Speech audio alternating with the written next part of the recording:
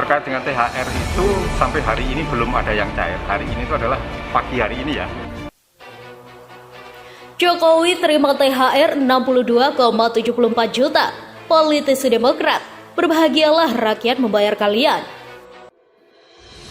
Pemerintah memberikan THR kepada seluruh aparatur negara, termasuk juga untuk pensiunan dan penerima pensiun dan juga penerima tunjangan.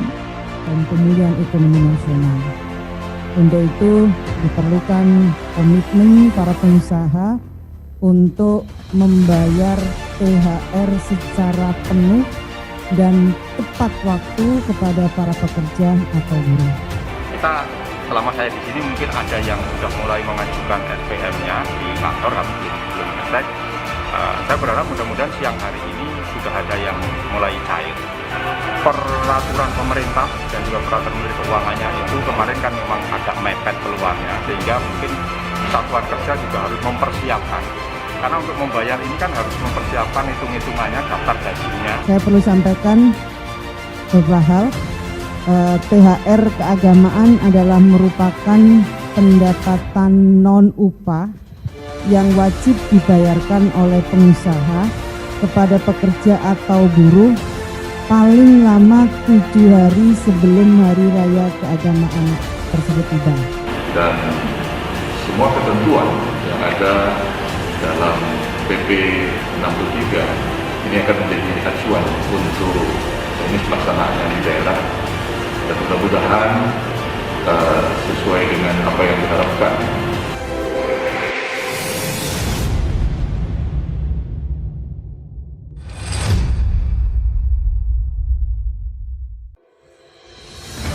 Jokowi terima THR 62,74 juta.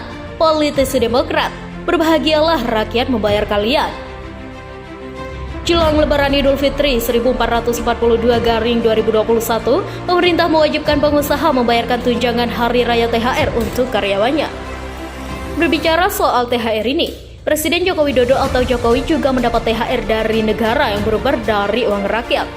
Presiden Jokowi secara meyakinkan menandatangani aturan mengenai pemberian tunjangan hari raya THR bagi aparatur negara dan pensiunan.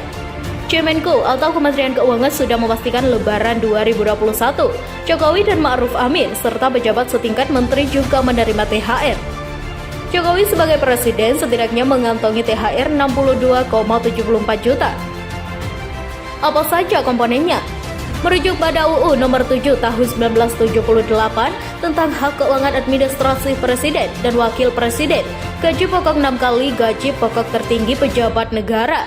Dalam PP Nomor 75 tentang gaji pokok pimpinan lembaga tinggi negara, gaji pejabat negara diatur paling tinggi 5,04 juta. Artinya gaji pokok Jokowi senilai 6 kali 5,04 juta alias 30,24 juta. Belum lagi tunjangan melekat ada tunjangan jabatan. Dalam Kepres nomor 68 tahun 2001 tentang tunjangan jabatan bagi pejabat negara tentunya besarannya 32,5 juta. Rakyat belum dapat THR.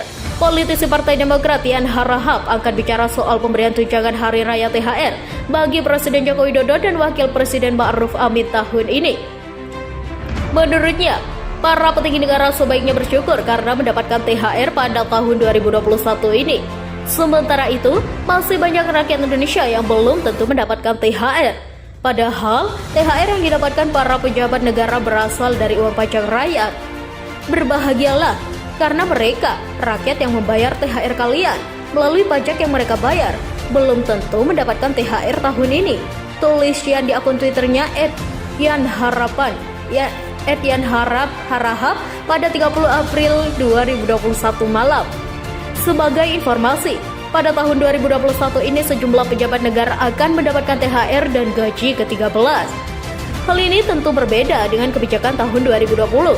Tahun lalu pejabat yang mendapatkan THR hanya eselon 3 ke bawah. Sementara tahun ini mengacu pada Peraturan Menteri Keuangan PMK nomor 42/PMK 05/2021 tentang petunjuk teknis pelaksanaan pemberian THR dan gaji ke-13 kepada aparatur negara, pensiunan, penerima pensiun, dan penerima tunjangan tahun 2021 yang bersumber dari anggaran pendapatan dan belanja negara. Assalamualaikum warahmatullahi wabarakatuh. Salam sejahtera buat kita semua. Yang kami hormati Bapak Menteri Agama dan yang kami hormati Bapak Menteri Kesehatan beserta Bapak Ibu, teman-teman wartawan media cetak maupun elektronik. Kami sudah rapat dengan Bapak Presiden, ada beberapa hal yang menjadi catatan. Pertama, perkembangan parameter penanganan COVID dan penerapan PPKM Mikro tahap kelima antara tanggal 6 sampai 19 April itu terus mengalami perbaikan. Kasus aktif per 18 April single digit atau 6,6%, dan ini perbaikan dibandingkan 2 bulan yang lalu, di mana di bulan Februari kasus aktifnya 16%. Kemudian positivity rate 11,2% dibandingkan di bulan Februari tertanggal 29,42%. Kemudian bed occupancy rate rata-rata adalah 34 atau 35%, dan tidak ada provinsi yang bed occupancy rate-nya di atas 60%. Kemudian PPKM dan PPKM Mikro yang diterapkan sejak Januari dan Februari telah mulai berhasil mengendalikan laju penyebaran COVID, di mana rata-rata kasus aktif terus menurun. Di Januari 15,43%, di Februari 13,57%, Maret 9,52%, dan April 7,23%. Sedangkan kasus aktif secara mingguan, minggu kedua Februari 176.291 kasus per minggu, minggu ketiga April menjadi 106.243 kasus per minggu, dan selanjutnya pemerintah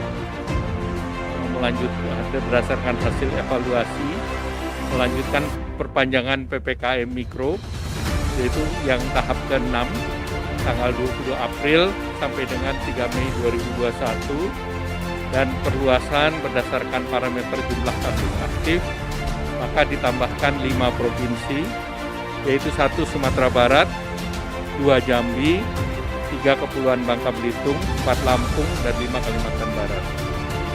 Selanjutnya tadi dibahas terkait dengan kegiatan Mudik Idul Fitri. Nanti Pak Menteri Agama akan menjelaskan. Kemudian berikut juga mengupdate mengenai situasi kegiatan ekonomi. Dari hasil monitor data Big Data dari perbankan, sudah terlihat pertumbuhan belanja nasional di bulan April mengalami kenaikan yang cukup besar, di mana tumbuh 32,48% secara year on year untuk yang non-seasonally adjusted dan 13,11% untuk yang seasonally adjusted.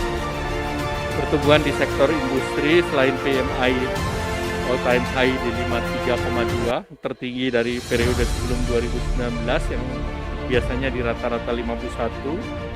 Juga penerimaan sektor industri ini mengalami kenaikan, yaitu tumbuh 10,26% secara year on year itu untuk non-seasonally adjusted, dan 1,46 year on year yang seasonally adjusted. Nah, selanjutnya untuk menjaga keseimbangan pengendalian COVID dan pengungkit ekonomi, pemerintah melakukan beberapa program, yaitu pengendalian COVID melalui pembatasan kegiatan, baik itu kegiatan mudik, kemudian kegiatan pembatasan bepergian, dan juga terkait dengan pengetesan yang diperlukan, yaitu H-1 untuk seluruh moda angkutan, baik itu PCR, Ginos maupun swab antigen. Nah, sedangkan dengan pengungkit ekonomi, THR untuk pekerja sudah ada SE Menaker M6 tahun 2021 dibayar secara penuh dan paling lama dibayarkan H-7, dan Kementerian Tenaga Kerja akan membuat posko THR untuk memonitor. Kemudian untuk ASN dan prajurit TNI Polri ini juga difinalisasi oleh Ibu Menteri Keuangan dan dibayarkan H-10.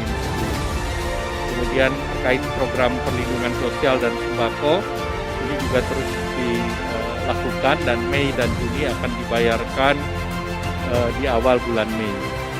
Kemudian untuk program dilakukan program Harbolnas Ramadan, Hari Belanja Nasional, dengan ongkos kirim ditanggung oleh pemerintah ataupun platform digital. Kemudian bantuan sosial berupa beras ini sedang dalam pematangan, yaitu terkait dengan 10 kilo dengan sasaran serta kasus masuk non PKH. Selanjutnya dari Pak Menteri Agama mungkin bisa menjelaskan. Silakan.